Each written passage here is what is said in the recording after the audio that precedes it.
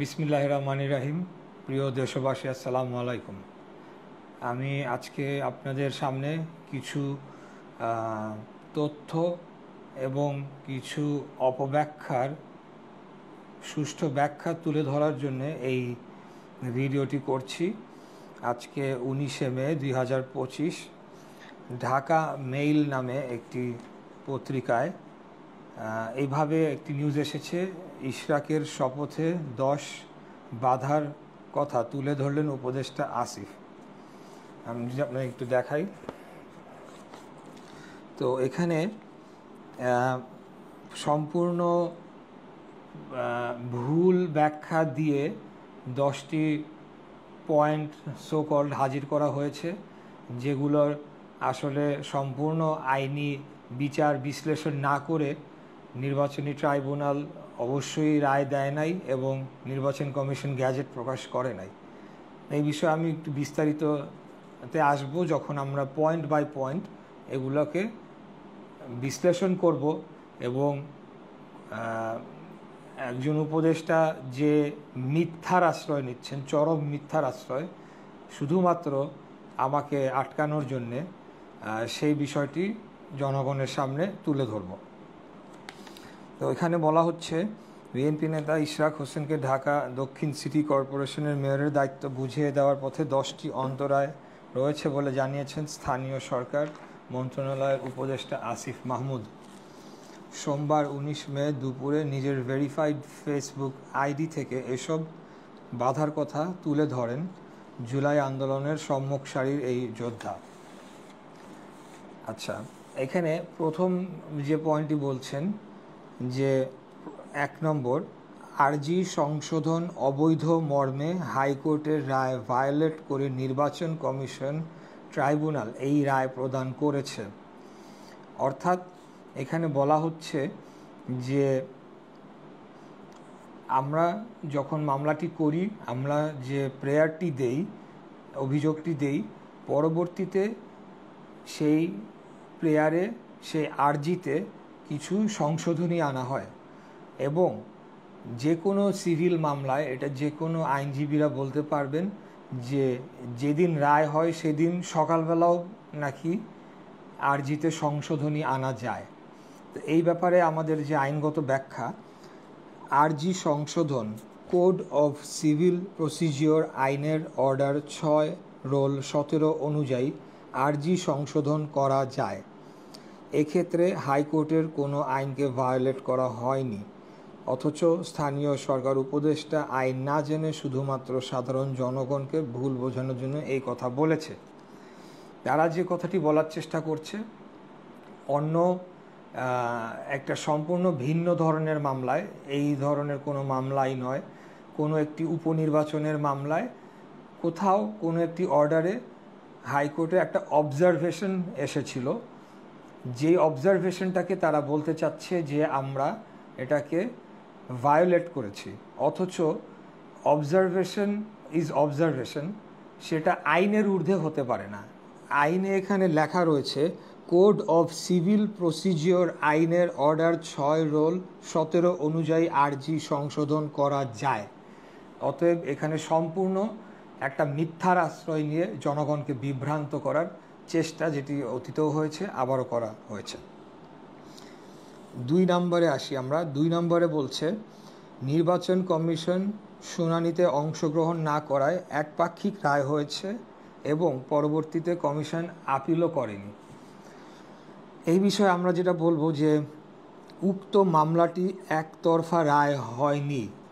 মামলার বিপক্ষে পলাতক মেয়র ফজলে নূর তাপস প্রতিদ্বন্দ্বিতা করেন, মামলার জবাব দাখিল করেন এবং দীর্ঘদিন হাইকোর্টে স্টে করে রাখেন, যাহা মোটেও একতরফা রায় নয়। নির্বাচন কমিশন যথাযথ আইন মেনেই এবং আইনি কোনো অসামঞ্জস্যতা না পাওয়ায় আইন অনুযায়ী গ্যাজেট প্রকাশ করে। এক্ষেত্রে আইনের কোনো ব্যত্যয় ঘটেনি। এখানেও সম্পূর্ণ যে কথাটি বলা হয়েছে একেবারেই পুরোপুরি মিথ্যা, এবং শুধু মিথ্যা না, আমি বলবো যে একটা গর্হিত অপরাধ যে এরকম একটি রায় কে প্রভাবিত করার জন্য যখন এরকম একটি অবস্থা চলছে, এই ধরনের অপব্যাখ্যা, মিথ্যা ব্যাখ্যা দিয়ে জনগণকে বিভ্রান্ত করার চেষ্টা করা হচ্ছে।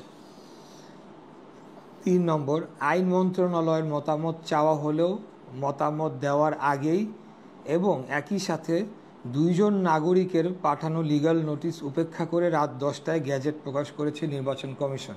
তা আমি একটু বুঝাই। নির্বাচন কমিশন একটি স্বাধীন প্রতিষ্ঠান। তাহাদের নিজস্ব আইনজীবী প্যানেল থাকার পরও অধিকতর বোঝার জন্যে আইন উপদেষ্টার নিকট ফাইল পাঠালে তাহারা দেখে শুনে আইনের কোনো ব্যত্যয় না হওয়ায় ফাইল পুনরায় ফেরত পাঠালে তারপর নির্বাচন কমিশন গ্যাজেট প্রকাশ করে।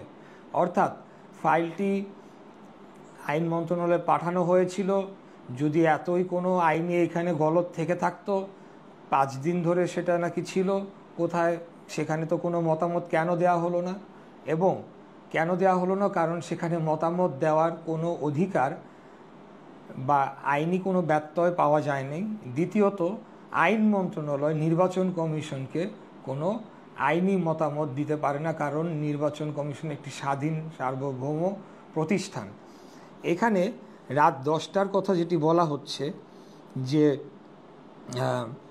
আর আমাদের যে রায়ে স্পষ্ট লেখা ছিল 10 দিনের মধ্যে গ্যাজেট প্রকাশ করতে হবে। আর 2 ঘন্টা পার হলে, রাত 10টা থেকে 12টা হয়ে গেলে, সেটা তখন পরের দিন 10 দিন অতিক্রম করত এবং নির্বাচন কমিশনের এখানে কন্টেম্পট অফ কোর্টে পড়ার একটা আশঙ্কা ছিল বিধায় তারা দীর্ঘ সময় তাদের জন্য অপেক্ষা করে এবং পরবর্তীতে বিকালে যখন ফাইলটি পাঠানো হয়, যেটুকু আমি জানতে পেরেছি, যেখানে মতামত দেওয়ার আসলে কিছু ছিল না, তখন নির্বাচন কমিশন নিয়ম মেনে আদালতের নির্দেশ অনুযায়ী গ্যাজেট প্রকাশ করে। দ্বিতীয়ত, তারা এখানে বলছে যে 2 জন নাগরিকের পাঠানো লিগ্যাল নোটিশ উপেক্ষা করে। যে 2 জন নাগরিকের লিগ্যাল নোটিশ পাঠানো হয়েছে, প্রথমত তারা 2 জনের কেউই ঢাকা দক্ষিণের ভোটার না, অতএব তাদের এখানে সংক্ষুব্ধ হওয়ার কোনো সুযোগই নাই, সম্ভাবনাই নাই। অথবা এখানে এমন কোনো পরিস্থিতি সংক্ষুব্ধ কখন হয়, যদি এমন হতো যে আমি নির্বাহী আদেশে একজন প্রশাসক হিসাবে নিয়োগ পেয়েছি, সেখানে আমাকে সরিয়ে দেওয়া হয়েছে বা আমি আবার আসছি, আমার ফলে আরেকজন সংক্রুদ্ধ হচ্ছে, আরেকজন ক্ষতিগ্রস্ত হচ্ছে, সেই ক্ষেত্রে সেই ব্যক্তিরা এখানে সংক্রুদ্ধ হয়ে এখানে লিগ্যাল নোটিশ পাঠাতে পারে। এখানে যে লিগ্যাল নোটিশ পাঠানোর কথাটি বলা হয়েছে, সেটি একেবারে পুরোপুরি ভিত্তিহীন তো বটেই, এবং যারা পাঠিয়েছে তারা ঢাকা দক্ষিণ সিটি কর্পোরেশনের তারা রেজিস্টার্ড কোনো ভোটারও নন। অতএব এরকম আইনি নোটিশ তো যে কোনো কম্পিউটারের দোকানে বসে টাইপ করেও পাঠানো যায়, এবং অনেক উকিল সাহেবরা রয়েছেন যাদের মাধ্যমে এটি করা সম্ভব। তো এটাতেই স্পষ্টত বোঝা যাচ্ছে তারা আগে থেকেই বাধা প্রদান করার জন্যে এই ধরনের কিছু ব্যক্তিবর্গকে তারা নিয়োগ দিয়েছে, হায়ার করেছে এই সমস্ত কাজ করে আমাদেরকে বাধাগ্রস্ত করার জন্য। অতএব এটারও কোনো লিগ্যাল কোনো বেসিস নাই। চতুর্থ যে কথাটি বলা হচ্ছে, আসিফ লেখেন, চতুর্থ এ মামলায় স্থানীয় সরকার বিভাগ পক্ষভুক্ত ছিল না এবং রায়ে স্থানীয় সরকার বিভাগের প্রতি কোনো নির্দেশনার উল্লেখ নেই। এখানে মানে আমি বলবো যে এটা আসলে চরম অজ্ঞতা নাকি, আর কিছু বলার নাই। স্থানীয় সরকার বিভাগকে এই মামলায় পক্ষভুক্ত করার কোনোই কারণ নাই, এটা হয় না, কারণ তারা নির্বাচনের কোনো পক্ষ না। তাদের কাজ হলো নির্বাচন কমিশনের আদেশ মেনে প্রয়োজনীয় পদক্ষেপ গ্রহণ করা। অতএব যেখানে আইনের মধ্যেই তারা কোনো পক্ষভুক্ত হতে পারে না, সেখানে এই কথাটি কেন বলা হচ্ছে, এটা তো আসলেও মানে এখন সবাই নিশ্চয়ই বুঝতে পারবেন যারা আইনের বিষয়ে কিছুটা ধারণা রাখেন, যেখানে নির্বাচন স্থানীয় সরকার বিভাগকে এই মামলায় পক্ষভুক্ত করার কোনো কারণ নাই, কারণ তারা নির্বাচনের কোনো পক্ষ নন। তাহলে কেন উপদেষ্টা বলছে যে স্থানীয় সরকার বিভাগ পক্ষভুক্ত ছিল না এবং রায়ে স্থানীয় সরকার বিভাগের প্রতি নির্দেশনার কোনো উল্লেখ নেই। যেখানে স্থানীয় সরকার কোনো পক্ষই না, তার প্রতি আবার কোর্ট কি নির্দেশনা দেবে? এখানে আইনেই তো বলা রয়েছে, সিটি কর্পোরেশন আইনে তা স্থানীয় সরকার বিভাগের যে কাজটুকু সেটি খুব স্পষ্টভাবে ডিফাইন করা হয়েছে যে তারা নির্বাচন কমিশনের গ্যাজেটের আলোকে তারা শপথ গ্রহণ অনুষ্ঠান সম্পন্ন করবে, এতটুকুই তাদের কাজ। এরপরে পঞ্চম যেখানে আসছে, শপথ না নেওয়ার কারণে নির্বাচন কমিশন স্থানীয় সরকার বিভাগকে বিবাদী করে রিট পিটিশন দায়ের করেছে, যা এখনো বিচারাধীন।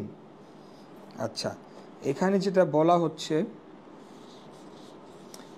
শপথ না দেওয়ার আবেদন করে নির্বাচন কমিশন এবং স্থানীয় সরকার বিভাগ, এবং সেখানে আমাকেও সম্ভবত আরও 2-1 থাকতে পারে, তাদেরকে বিবাদী করে রিট পিটিশন দায়ের করা হয়েছে, যেটি আমি আগেই বললাম, ওই যে তাদের ভাড়া করা 2 লোক দিয়ে, ভাড়া করা একজন আইনজীবী দিয়ে নোটিশ পাঠিয়েছিল, উদ্দেশ্যই ছিল রিট পিটিশন করে আমাদের প্রক্রিয়াটাকে বাধাগ্রস্ত করবে, এবং বলছে যা এখনো বিচারাধীন।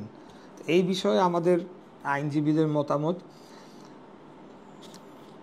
যে রিট সংক্রান্ত যে কোনো বক্তব্য স্থানীয় সরকার উপদেষ্টা দিয়েছেন তা ওনার অজ্ঞতার বহিঃপ্রকাশ। কোনো মামলার শুনানির জন্য কোনো অর্ডার বা শপথ বন্ধ হবে না। কোনো মামলার কোনো শুনানির জন্যে কোনো অর্ডার বা শপথ বন্ধ হবে না। এটা একটা, যে কেউ এখন যদি গিয়ে যখন তখন রিট করে একটা প্রক্রিয়াকে বাধাগ্রস্ত করে, তার মানে এই না যে সেই রিটের কোনো ভ্যালিডিটি রয়েছে। সেটা পরবর্তীতেই দেখা যাবে যে সে রিট করতে পারে কিনা, আদৌ তার সেই রিট করার গ্রাউন্ড আছে কিনা। সে ভোটারও না, সে সংক্রুদ্ধ ব্যক্তিও না, অতএব সেই রিটের কোনো বৈধতাই থাকবে না। এরপরে 6 নম্বরে বলেছে, বরিশাল সিটি কর্পোরেশন সংক্রান্ত মামলায় আরজি সংশোধন সংক্রান্ত হাইকোর্টের রায়কে আমলে নিয়ে খারিজ করেছে ট্রাইব্যুনাল। এখানে কত বড় একটা মিথ্যাচার করা হয়েছে, ফলে ট্রাইব্যুনালের দ্বিমুখী অবস্থান বোধগম্য হচ্ছে না। আবার আমি বলি, বরিশাল সিটি কর্পোরেশন সংক্রান্ত মামলার আরজি সংশোধন সংক্রান্ত হাইকোর্টের রায়কে আমলে নিয়ে খারিজ করেছে ট্রাইব্যুনাল। কার্যত যেটা হয়েছে, বরিশাল সিটি কর্পোরেশনে এই ঘটনা নিয়ে কোনো মামলাই হয় নাই। আমি শুরুর থেকেই বারে বারে বলে আসছি, আমরা যখন নির্বাচন করি, নির্বাচনের সময় একটা ট্রাইব্যুনাল করা হয় এবং সেখানে খুব স্পষ্টভাবে লেখা রয়েছে 30 দিনের ভিতর কোনো অভিযোগ থাকলে সেটি দায়ের করতে হয় সেই সংশ্লিষ্ট নির্বাচনী ট্রাইব্যুনালে। বরিশাল সিটি কর্পোরেশনে এই ধরনের কোনো মামলাই হয়নি। সেখানে একটা দরখাস্ত দ্বারা তাকে মেয়র ঘোষণা দেওয়ার আবেদন করলে তা যথাযথ হয়নি মর্মে খারিজ করে। তো সেখানে যেহেতু সময়ের মধ্যে কোনো আবেদন মামলার করা হয় নাই, সেই গ্রাউন্ডে এই মামলাটি খারিজ করে এবং এটি সম্ভবত হাইকোর্টে যাবে এবং সেখানে পরবর্তীতে হাইকোর্ট সিদ্ধান্ত নেবে। তো এখানে কিভাবে মিথ্যাচার করা হলো যে আবারও তারা আরজিতে চলে যাচ্ছে, আরজি সংশোধন সংক্রান্ত হাইকোর্টের রায়, অথচ এখানে যেই কারণে বরিশাল সিটি কর্পোরেশনের নিম্ন আদালতে এটাকে গ্রহণ করা হয় নাই শুনানির জন্যে, তা হচ্ছে যে 30 দিনের মধ্যে যে দরখাস্ত করতে হয় সেটি করা হয় নাই এবং পরবর্তীতে একটি দরখাস্ত দ্বারা তাকে মেয়র ঘোষণা দেওয়ার আবেদন কেবল করা হয়েছিল। এক্ষেত্রে চট্টগ্রাম সিটি কর্পোরেশনের মেয়রের নির্বাচন সংক্রান্ত মামলার রায়ের কথা কিন্তু তিনি উল্লেখ করেননি, কারণ সেটা নিয়ে যেহেতু কিছু বলার নাই, সেটাও বৈধভাবে হয়েছে এবং চট্টগ্রামের রায় বৈধ হলে ঢাকার রায় বৈধভাবেই সেটা সম্পন্ন হয়েছে। তো আপনারা দেখেন যে প্রত্যেকটা পদে পদে কীরকম মিথ্যার আশ্রয় নিচ্ছে, এটা আসলে আমি ভাষায় প্রকাশ করতে পারছি না যে কি কারণে এবং কার বুদ্ধিতে এই ধরনের কাজে সে লিপ্ত হয়েছে। সপ্তম, মেয়াদ সংক্রান্ত জটিলতা দেখা দিয়েছে, কতদিন মেয়র থাকবেন বা আদৌ মেয়াদ আছে কি না তা নিয়ে স্পষ্ট নয়। এখানে মেয়াদ সংক্রান্ত বিষয়ে যে বক্তব্য দিয়েছেন তা একেবারেই শিশুসুলভ বলতে হয়। আগে শপথ, তারপর মেয়াদ কতদিন থাকবে না থাকবে সেটার এখতিয়ার কেবলমাত্র নির্বাচন কমিশনের। আমি শপথ নেওয়ার পরে আমার মেয়াদ কতদিন থাকবে সেই বিষয়ে কোনো সিদ্ধান্ত দেওয়ার থাকলে সেটি নির্বাচন কমিশন দিতে পারে। নির্বাচন কমিশন যদি অপারগতা প্রকাশ করে আমরা উচ্চ আদালতে যেতে পারি, অথবা আমাকে যদি স্থানীয় সরকার বর্তমান বিদ্যমান আইন অনুযায়ী কোনো কারণে বরখাস্ত করা হয় তাহলে সেই পদটি খালি হবে। কিন্তু এখানে একটা মেয়াদের কথা বলে একটা ধোঁয়াশা সৃষ্টি করলো যে এটার কারণে শপথ হচ্ছে না, এটার সাথে এটার কোনো সম্পর্কই নাই। এইটা হলো গিয়ে মানে বেসিক কথা। আসিফ আরও লেখেন, অষ্টম যে পয়েন্টটি, নির্বাচন কমিশনের চিঠিতে কোনো প্রকার আইনি জটিলতা না থাকলে পরবর্তীতে ব্যবস্থা গ্রহণের কথা বলা হয়েছে। স্পষ্টতই বিতর্কিত রায়, স্থানীয় সরকারের বিভাগের প্রতি কোনো নির্দেশনা না থাকা, লিগ্যাল নোটিশ এবং রিট পিটিশন বিচারাধীন সংক্রান্ত আইনি জটিলতা রয়েছে। তা আমি একটা করে আসি। হ্যাঁ, নির্বাচন কমিশনের চিঠিতে কোনো প্রকার আইনি জটিলতা না থাকলে পরবর্তী ব্যবস্থা গ্রহণ করার জন্য বলা হয়েছে। ফাইন, খুব ভালো কথা। তো এই চিঠিটা পাওয়ার পরে স্থানীয় সরকার মন্ত্রণালয় কি করেছে, তারা আবারও নির্বাচন কমিশনকে একটা চিঠি লিখেছে। চিঠি লিখে সেখানে কেন আপিল করলো না বা আপিল করা যায় কি না এবং এই ধরনেরই এই সমস্ত জিনিসগুলোকে উল্লেখ করে তারা নির্বাচন কমিশনকে এক প্রকার দিক নির্দেশনা দিচ্ছে যে আপিল কেন করো নাই তোমরা, আপিল করতে হবে। এই কথাটি আমি বলি সেটা খুব ভয়ানক। তারা নির্বাচন কমিশনের উপরে হস্তক্ষেপ করছে। নির্বাচন কমিশন সম্পূর্ণ স্বাধীন, তাদের নিজস্ব আইনজীবী প্যানেল রয়েছে, বিজ্ঞ আইনজীবী প্যানেল, এবং পুরো কমিশন বসে সিদ্ধান্ত নিয়ে আইনের আলোকে কোর্টের রায় বাস্তবায়ন করার জন্য গ্যাজেট করেছে। তো তারা যখন এই কাজগুলো করলো তখন কি তারা ভেটিং করে দেখে নাই যে এখানে আইনি কোনো ব্যত্যয় ঘটেছে কি না? নিশ্চয়ই দেখেছে। তারপরেও চিঠির একটা স্ট্যান্ডার্ড ফরম্যাটে যেহেতু লিখতে হয় এভাবে, কোনো প্রকার আইনি জটিলতা না থাকলে পরবর্তী ব্যবস্থা গ্রহণ করুক, এটার জন্য তারা আবার যখন স্থানীয় সরকার মন্ত্রণালয়ে আবার চিঠি লিখলো নির্বাচন কমিশনে, নির্বাচন কমিশনার দীর্ঘ একটি পত্রের মাধ্যমে সেই উত্তরটি তাদেরকে দেয় এবং তারা এখানে স্পষ্টভাবে জানিয়ে দেয় যে এখানে আইনের কোনো ব্যত্যয় তারা পায়নি এবং তারা নিয়ম মেনেই গ্যাজেটটি করেছে। এবং এই কপিটিও আমার কাছে রয়েছে, এটা হয়তো এক সময় প্রকাশ করা যাবে। আর এটার আরেকটা পার্টে বলছে স্পষ্টতই বিতর্কিত রায়, অর্থাৎ সে নিজেই রায় সিদ্ধান্ত নিয়ে ফেলেছে যে রায়টি বিতর্কিত, এই ব্যাপারে কিছু হলো নাই। যে তারপর বলছে স্থানীয় সরকার বিভাগের প্রতি কোনো নির্দেশনা না থাকা। একটু আগে যেটা বললাম যে স্থানীয় সরকার বিভাগ এই মামলায় পার্টি নয়, অতএব কেন স্থানীয় সরকার বিভাগের প্রতি কোনো নির্দেশনা থাকবে? স্থানীয় সরকারের কাজ কেবলমাত্র শপথ গ্রহণ অনুষ্ঠানটি সম্পন্ন করা, এখানে অন্য কোনো ধরনের ফাংশন তাদের নেই। অতএব তাদের প্রতি কোনো দিক নির্দেশনা নেই, কারণ they are not a party to this case, they cannot be a party to this case. আবার আসলো সেই লিগাল নোটিসে, কোন লিগাল নোটিসে, যেই লিগাল নোটিসের উপরে ভিত্তি করে তারা বলছে যে রিট করেছে। এখানে বলতে হয় যে লিগাল নোটিসটা আমরা কিভাবে আমরা পেয়েছি, সেটা কি আইনসম্মতভাবে আমরা রেজিস্টার্ড ডাকযোগে পেয়েছি কিনা আমার সম্ভবত জানা নেই। একজন আমাকে হোয়াটসঅ্যাপে ফরওয়ার্ড করেছিল, সেটাই আমি প্রিন্ট করে পরে দেখেছি। পরবর্তীতে আমরা দেখতে পেলাম যে সে আইনজীবীকে পরিবর্তন করা হয়েছে এবং পরিবর্তন করে আরেকজনকে দিয়ে এখন রিটের এফিডেভিট করে রিটটি করার জন্যে কোর্টে আবেদন করেছে। কিন্তু আমার জানা মতে যদি আইনজীবী পরিবর্তন হয় তাহলে নতুন যে আইনজীবী আসবে তাকে আবারও লিগাল নোটিশ দিতে হবে এবং সেটা রেজিস্টার্ড ডাকের মাধ্যমে সেটা আমাদের হাতে পৌঁছাতে হবে, যেটা হয় নাই। রিট পিটিশন বিচারাধীন থাকা সংক্রান্ত আইনি জটিলতা রয়েছে। আবারও বললাম যে এখানে যারা রিটকারী তাদের রিট করার তো গ্রাউন্ড লাগবে, তাদের রিট করার কোনো গ্রাউন্ড নাই, তারা কোনো সংক্রুদ্ধ পার্টিও না, অতএব এই রিটটি কোনো টেকবে বলে আমাদের কাছে মনে হচ্ছে না। এটি শুধুমাত্র কালক্ষেপণ করার জন্য, সময় নষ্ট করার জন্য করা হয়েছে। নবম, এই জটিলতা নিরসনে আইন মন্ত্রণালয়ের মতামত চাওয়া হয়েছে। এই জটিলতা নিরসনে আইন মন্ত্রণালয়ের মতামত চাওয়া হয়েছে। এখানে স্পষ্টতই পুরো জটিলতাটা তৈরি করছে তাদের মাথার ভেতর থেকে।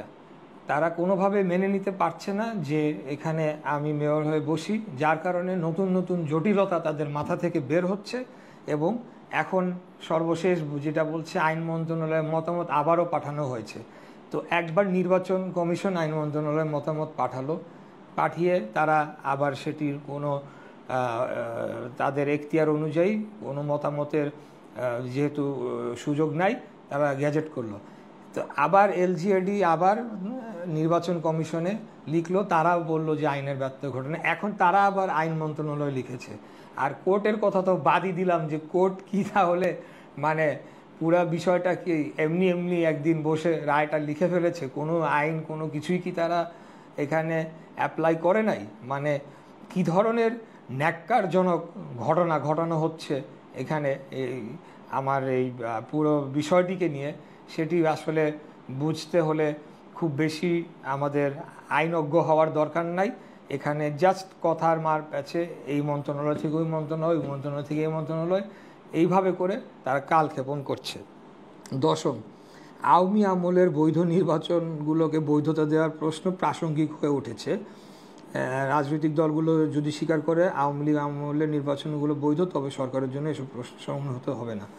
এখানে খুব চতুরতার সাথে মানে রাজনৈতিক দলগুলোর উপরে চাপিয়ে দেওয়ার একটা অপপ্রয়াস চালানো হয়েছে। এখানে আমি খালি খুব শর্ট করে বলবো, আওয়ামী লীগের আমলের নির্বাচন নিয়ে এখানে আমার কথা বলার কিছু নাই, কারণ সেখানে বিভিন্ন সময়ে বিভিন্ন ধরনের বিভিন্ন পন্থায় নির্বাচন হয়েছে, সংসদ নির্বাচন, স্থানীয় সরকার নির্বাচন থেকে শুরু করে নানা কিছু। আমি শুধু আমার যে মামলাটি সেটির বিষয়ে বলবো। আমরা কোর্টে মেয়র হিসেবে তাপসের প্রজ্ঞাপনকে অবৈধ চেয়ে মামলা করেছি এবং সেই মামলায় আমরা ফাইট করে, অর্থাৎ লড়াই করে, মামলার সমস্ত প্রক্রিয়া, সাক্ষী, শুনানি সমস্ত কিছু সম্পন্ন করে আমরা জিতে এসেছি। আমরা ন্যায় বিচার পেয়েছি এবং এর মাধ্যমে যে তাপসের প্রজ্ঞাপনকে যে অবৈধ চাওয়া হয়েছিল সেটি এস্টাবলিশড হয়েছে এবং আমাকে বৈধভাবে মেয়র ঘোষণা দেওয়া হয়েছে। এখন এই ধরনের আমরা যদি আইনি বিষয় বা আরও নানা ধরনের বিচার বিশ্লেষণ মাসের পর মাসও করা যেতে পারে, বিষয়টা তা না। বিষয়টা এখানে সম্পূর্ণ রাজনৈতিক। আমিও সেই দিকে এখনও যাব না, ওইটার বিষয় আমি জনগণকে পরে বলবো। তবে এই সরকারের ভেতরে এই উপদেষ্টা কয়েকজন যারা রয়েছেন, তারা তাদের নিরপেক্ষতা অবশ্যই হারিয়েছেন। তারা থাকাকালে কোনোদিনও বাংলাদেশে সুষ্ঠু, সঠিক, স্বাভাবিক, নিরপেক্ষ নির্বাচন হবে না। তাই অবিলম্বে তাদের পদত্যাগ করতে হবে, এইটার জোরালো দাবি আমরা জানাচ্ছি। এবং আমাদের সর্বজন শ্রদ্ধেয় অন্তর্বর্তীকালীন সরকারের প্রধান ডক্টর মোহাম্মদ ইউনূস সাহেব, উনি এই বিষয়গুলোকে নজরে আনবেন এবং এই সব উপদেষ্টাদেরকে বাদ দিয়ে সম্পূর্ণ নিরপেক্ষ উপদেষ্টা পরিষদ তৈরি করে জাতিকে একটি সুষ্ঠু, সঠিক নির্বাচন উপহার দেবেন, এই আশাই আমরা করছি এবং এটাই বাংলাদেশের জনগণের কাম্য। আর সর্বোপরি আমরা আইনি যে কথাটি বলেছি, পুরোপুরি আইনি লিগ্যাল ফ্রেমওয়ার্কের মধ্যে রয়েছে। কারণ এই লিগ্যাল ফ্রেমওয়ার্কের মধ্যে থাকা অবস্থায় তারা যদি কালক্ষেপণ করে, সময় নষ্ট করে কোনো কিছু এখানে বানচাল করার চেষ্টা করে, সেটার বিষয়েও কিন্তু আদালতের রেমেডি দেওয়ার বিষয় রয়েছে, সেখানে আমরা যাব। আর আমরা রাজনৈতিকভাবে এখানে বাংলাদেশের ঢাকার যারা ভোটাররা তারা আন্দোলন করছে, এই আন্দোলন আরও বেগবান হবে। আমরা রাজনৈতিকভাবে মোকাবেলা করব এবং অবশ্যই আমরা ইনশাল্লাহ শপথ নেব এবং সেটা আইনসিদ্ধভাবেই নেওয়া হবে, সম্পূর্ণ আইনি প্রক্রিয়া অনুসরণ করে। এখানে কোনো ধরনের অপশক্তি যদি আমাদেরকে বাধা দিতে আসে, তাহলে সেটা খুব বেশি সফলতার মুখ দেখবে না বলে আমরা বিশ্বাস করি। আমি আবারও সবাইকে ধন্যবাদ জানাচ্ছি, দীর্ঘক্ষণ ধরে আপনারা এটি শুনেছেন। আসলে আমাকে অনেকেই বলেছে যে ওয়াই, দরকার কি, জাস্ট থ্রো ইট, জবাব দেওয়ার দরকার নাই তো, আমরা তো কোর্টের মাধ্যমে, আমাদের প্রক্রিয়ার মাধ্যমে আমরা আমাদের কাজ করছি। তারপরেও মনে হলো যেহেতু আজকাল ফেসবুকে নানা ধরনের ব্যাখ্যা দাঁড় করিয়ে নানা ধরনের বয়ান, সেটাকে মানুষের কাছে বিশ্বাসযোগ্য করে তোলা হচ্ছে, এবং এই যে নিউজটি করা হয়েছে 10টি পয়েন্ট, এইটার পয়েন্টগুলো তো ফিরিস্তি আপনারা দেখলেনই, সেগুলোকে আমার মনে করা হয়েছে ডিবাঙ্ক করা দরকার, তাই আমি করেছি শত ব্যস্ততা সত্ত্বেও। তো সবাই ভালো থাকবেন, আশা করি খুব শীঘ্রই আপনাদের সাথে দেখা হবে। সালামু আলাইকুম।